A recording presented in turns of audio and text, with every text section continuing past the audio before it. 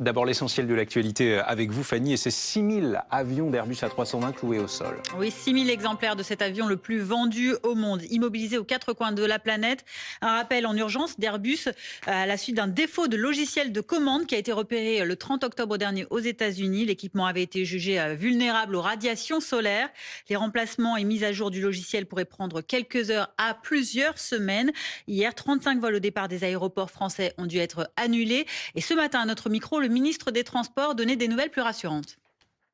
On s'aperçoit que sur le territoire national, finalement, assez peu d'impact. Il y a eu, vous l'avez dit, des situations plus compliquées dans d'autres pays, et je pense notamment aux États-Unis. Donc un retour quasi à la normale dans les aéroports français, avec des solutions qui sont proposées à tous les passagers.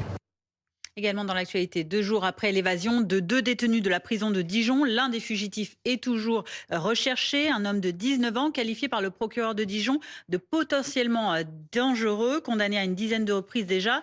Il a été incarcéré pour une mise en examen, notamment pour tentative d'assassinat. Les familles des victimes sous protection sont inquiètes. L'autre fugitif a lui été interpellé hier dans un bar près de Chalon-sur-Saône. Un autre homme et une femme de son entourage ont quant à eux été placés en garde à vue pour complicité d'évasion, recel de malfaiteurs et association de malfaiteurs. Premier week-end de la collecte annuelle des banques alimentaires. Oui, fin de l'opération demain pour soutenir ces quelques 6000 associations qui accompagnent plus de 2 400 000 personnes précaires. Chacun de nous est donc invité, comme tous les ans, à donner des produits alimentaires non périssables, des conserves, des pâtes, des huiles, mais aussi des articles d'hygiène comme des shampoings, des protections féminines ou encore des produits pour bébés. Plus de 8000 points de collecte sont disséminés dans toute la France avant redistribution.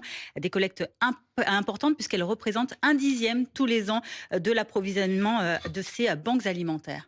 Et puis cette première pour le pape Léon XIV qui visite un lieu de culte musulman ce matin. Et pas des moindres. L'emblématique mosquée de Sultanahmet, autrement appelée la mosquée bleue d'Istanbul en Turquie. Une visite sans recueillement pour le pape, contrairement à son prédécesseur François, mais dans une profonde écoute et surtout un signe d'amitié avec l'islam sunnite majoritaire dans le pays. Après ce 3e jour de visite en Turquie, le pape se rendra ensuite demain au Liban où nos envoyés spéciaux Jeanne Daudet et Hortense Gérard suivront le déplacement pour BFM TV. Merci beaucoup Fanny. Prochain point sur l'actualité.